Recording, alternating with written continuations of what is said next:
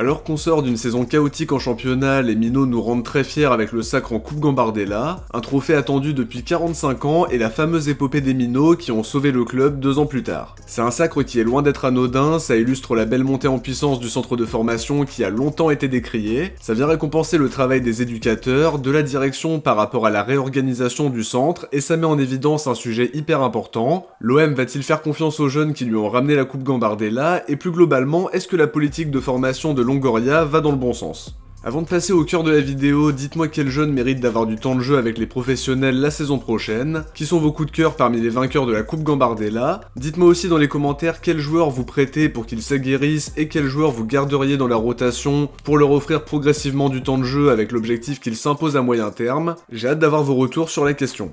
On entre tout de suite dans le vif du sujet en commençant ce point complet sur le centre de formation en revenant sur le parcours victorieux en Coupe Gambardella. La compétition, pour rappel, elle concerne les équipes de moins de 18 ans et non plus celles de moins de 19 ans comme c'était le cas jusqu'en 2019. C'est les U19 de l'OM qui ont joué la compétition, mais il y avait plusieurs joueurs qui avaient 16 ou 17 ans. Les Olympiens entrent en lice début décembre contre Marignane Gignac pour le premier tour fédéral, une victoire 2-0 grâce à un doublé de Daryl Bacola et notamment une très belle frappe pour le but du break. Pour le deuxième tour fédéral, on affronte Toulon qui est un rival historique. L'OM s'impose 1-0 grâce à un penalty parfaitement transformé par Sternal et à Boubacar Dosso qui a sorti le penalty de Diaz.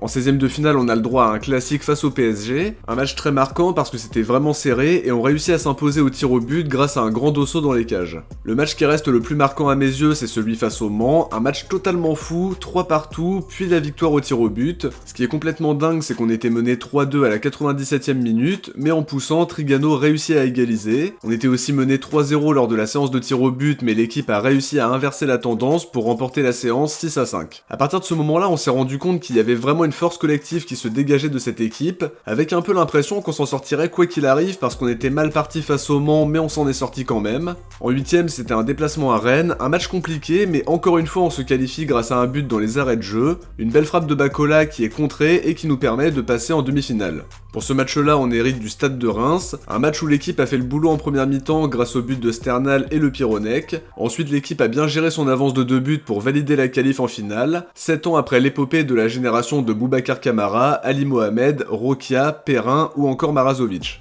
On a eu quelques doutes avant la finale parce qu'on savait qu'on serait privé de 3 joueurs hyper importants, Enzo Sternal, Daryl Bacola et Yanis Selami, qui sont partis avec les U17 pour disputer l'Euro. Ce que j'ai beaucoup aimé, c'est que l'équipe a fait un vrai match collectivement, on n'a pas ressenti l'absence des 3 cadres parce que les joueurs qui ont eu leur chance se sont montrés très performants. On pense à Mathis Clément qui ne faisait pas partie du groupe pour la Gambardella, il a été appelé en renfort, il a montré de bonnes choses avec notamment le 2e but olympien pour faire le break en première mi-temps. On a eu un petit trou d'air sur la deuxième partie de la première mi-temps, Nancy réduit le score sur penalty et ils vont aussi revenir avec de meilleures intentions sur le début de la deuxième mi-temps en nous mettant en danger. Seulement les Minots ont très bien négocié le match, Lafont marque d'une frappe incroyable pour faire le break à 3-1 et Adam Nozel parachève cette victoire en marquant le but du 4-1. Plusieurs individualités sont ressorties lors de la finale, Gaël Lafont qui a été excellent au milieu de terrain en montrant beaucoup de leadership comme d'habitude, Boubacar Dosso qui a encore été impérial dans ses cages et c'est une constante depuis le début de la Coupe Gambardella, Kylian Abdallah qui était vraiment partout et qui a été le principal danger offensivement côté marseillais et c'est souvent le cas sur les derniers matchs.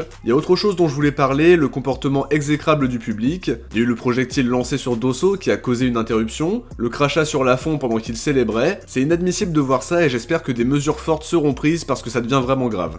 Comme on l'a dit en introduction, le centre de formation marseillais connaît une vraie montée en puissance alors qu'il était très décrié les années précédentes, certainement à juste titre. C'est vrai que les talents issus du centre ne sont pas très nombreux à avoir vraiment percé dans le football. On peut citer Benassia, Nasri, Camara, Flamini, dans une moindre mesure Lucas Perrin qui est titulaire en Ligue 1, Abergel qui est maintenant capitaine de Lorient. On peut éventuellement citer Youssouf Sarri qui s'en sort bien dans le championnat turc, une belle saison avec l'Adana Demirspor et il est devenu international. Seulement si on se focalise sur les années précédentes, on peut pas dire que les contrats pro aient porté leurs fruits et on en prend un peu plus conscience à chaque nouvel épisode de Que sont-ils devenus. On a Chabrol et Rokia qui sont sans club par exemple, Raoult qui joue avec l'équipe B du Paris FC, Nassim Hamed qui va découvrir la Ligue 2 avec Martigues, ça c'est plutôt positif, mais globalement c'est plus compliqué. Richard joue en National 3, Ake est parti se relancer en Suisse, Flippono joue surtout en Ligue 2, Soirée tente de rebondir au Victoria Plzen. Quand on regarde tout ça on se rend compte que ça n'a pas été éclatant par la suite pour beaucoup de nos jeunes. On a eu de l'espoir avec Liadji qui avait montré de belles promesses mais il a refusé de signer pro. Nkunku n'a pas voulu rester non plus et c'est sans doute le départ qui m'embête le plus parce qu'on a souvent eu des problèmes de latéral gauche et on avait finalement la solution sous nos yeux. Cette saison il est doublure à l'Eintracht Francfort mais il a déjà montré des choses intéressantes depuis son arrivée là-bas. Maintenant on a vraiment l'impression que le centre de formation monte en puissance. C'était un des gros chantiers à l'arrivée de Frank McCourt. Sous la présidence d'Hérault, il y a eu la mise en place du programme OM Next Generation et l'inauguration de l'OM Campus. Quand Longoria lui succède, il fait un triste constat en discutant avec David Friot. Le centre de formation manque cruellement de qualité et ça devient rapidement un chantier important. La direction a fait des changements dans l'organigramme avec le départ de Nasser Larguet remplacé par Marco Otero qui est un formateur reconnu et qui est épaulé dans sa mission par Yann Danielou. La décision de nommer Bracconi à la tête des U19 a notamment porté ses fruits avec la qualif en play-off et la victoire en Coupe Gambardella. L'autre décision de Longoria a été de partir sur une politique de post-formation. Il a fait venir plusieurs joueurs qui avaient fait l'essentiel de leur formation ailleurs. On pense à Pedro Ruiz Delgado qui restera l'échec ultime parce qu'on ne l'a tout simplement jamais vu, Ghebreyesus qui n'est resté qu'un an, Tongia qu'on n'a jamais vu avec les pros, mais en dehors de ces échecs, il y a des choix payants. Le recrutement d'Aboubacar Dosso c'est un très gros coup, être allé chercher Bakola, Esternal respectivement au Red Star et à Nancy c'était un move très intelligent. Emran Soglo a gratté du temps de jeu cette saison en étant même titulaire face à Benfica. Nadir a aussi eu la confiance de la direction, Muguet a eu un peu plus de temps de jeu sous Marcelino, Sayasea commence à se montrer, Mayo Katika a plu à Gattuso, on a aussi les différents attaquants de la réserve, Lago, Ndabrou, Morera et Kabamba qui ont aussi un potentiel à exploiter. Parmi les joueurs que j'avais appréciés, on peut aussi citer Soumaïla Traoré, que j'avais trouvé très bon en Youth League, Niakosi qui montre aussi des choses intéressantes, donc clairement il y a du talent qui est arrivé via la post-formation, mais on attend maintenant plus de confirmation en professionnel, mais la situation de Soglo, Muguet, Daou, Lafont et même Abdallah peut donner beaucoup d'espoir aux jeunes du centre. On a quand même 7 jeunes qui ont pris part à des matchs en pro cette saison, je suis pas sûr que ce soit arrivé souvent dans les dernières années. Soglo, Muguet, Lafont, Abdallah, Daou, Nadir, Mayo Katika, et on peut même ajouter Sofiane Sidi Ali si on veut, même s'il a 28 ans, mais il a quand même joué 2 matchs cette saison. Pour revenir sur les changements, la direction a considérablement réduit les effectifs en passant de 93 à 55 joueurs comme l'expliquait 13-0-13 il y a quelques années. La catégorie U16 a notamment été supprimée juste après le titre de champion. Les résultats sont d'ailleurs excellents avec un titre de champion en U17 contre Amiens avec la génération de Bakola, Sternal et Selami, puis la Coupe Gambardella et une participation au play-off en U19 cette saison. C'est vraiment une génération qui nous régale et qui nous donne de l'espoir pour l'avenir du centre. À côté des succès des U19, Jean-Pierre Papin a réussi à redresser la réserve qui était en danger en National 3 avec la relégation qui menaçait vraiment. Ça aurait été catastrophique, déjà que National 3 c'est beaucoup moins bien que la N2 pour former. Il a récupéré une équipe malade et la réserve termine finalement 3ème et c'est vraiment très positif. Justement, pour revenir sur la génération qui vient de remporter la Coupe Gambardella après 45 ans d'attente, c'est vraiment une équipe très talentueuse. On pense à Aboubacar Dosso qui a été le héros à plusieurs reprises grâce à ses qualités sur penalty qu'on a pu voir face à Toulon, Paris et Le Mans. En finale, il a été une nouvelle fois très décisif sur sa ligne et clairement c'est l'un de mes coups de cœur cette saison. Je pense qu'il a un bel avenir devant lui et qu'il faut miser sur lui pour éviter de perdre un grand talent à l'avenir. Seulement il ne semble pas vouloir prolonger à l'OM, j'espère que la direction saura le convaincre de rester et qu'on n'hésitera pas à le mettre numéro 2 la saison prochaine, plutôt que de payer un gros salaire à Blanco pour jouer 3 matchs par an. Si on prête Simon dans le même temps, ça peut être une bonne gestion de nos gardiens. Sternal a confirmé tous les espoirs placés en lui, sa vivacité, sa capacité à éliminer son vis-à-vis et à être de plus en plus efficace offensivement. C'est un vrai talent qui pourrait aussi nous échapper parce qu'il n'est pas convaincu par le projet que lui vend la direction. Il a beaucoup de prétendants donc il ne faut pas lâcher l'affaire parce que c'est un joueur qui a un bel avenir devant lui à mon sens. Pareil pour Daryl Bakola qui est très convoité et c'est logique après la belle saison qu'il vient de réaliser. On en a parlé dans la présentation il y a quelques semaines de ça. C'est un joueur qui est très jeune mais qui montre déjà beaucoup de maturité dans son jeu, très à l'aise techniquement, polyvalent en pouvant jouer un peu partout, milieu, en pointe, sur un côté. Les négos pour son premier contrat pro s'annoncent délicates mais j'espère vraiment qu'il restera et qu'on lui donnera une place dans la rotation dans un premier temps. Gaël Lafont m'a aussi beaucoup plu avec les U19 mais aussi avec les pros. Son entrée face à Benfica a montré qu'il avait de la personnalité, il est bon sur coup de pied arrêté, il sait marquer de loin, il sait organiser le jeu grâce à sa qualité de passe et aussi apporter défensivement. C'est vraiment une grande satisfaction et je pense qu'il aura de la continuité en pro la saison prochaine, en tout cas je l'espère. Il y a un jeune qui me plaît beaucoup aussi, c'est Kylian Abdallah, qui est selon moi l'une des grandes révélations de la saison. Il apporte constamment le danger dans la profondeur, il est pas maladroit à la finition, il ne compte pas ses efforts. Il l'a à nouveau montré hier soir en étant impliqué sur 3 buts et en sortant la bandelette fier d'être marseillais pour faire un clin d'œil à son grand-oncle Touafilou Maoulida. Yanis Selami a aussi été très intéressant, apparemment il devrait continuer à Marseille après s'être mis d'accord sur les termes de son futur contrat, mais il attend maintenant la proposition écrite de la direction. J'ai beaucoup aimé ce qu'il proposait au milieu de terrain, il était indispensable comme en équipe de France U17, il fait partie de cette génération de joueurs à fort potentiel qui commence à émerger.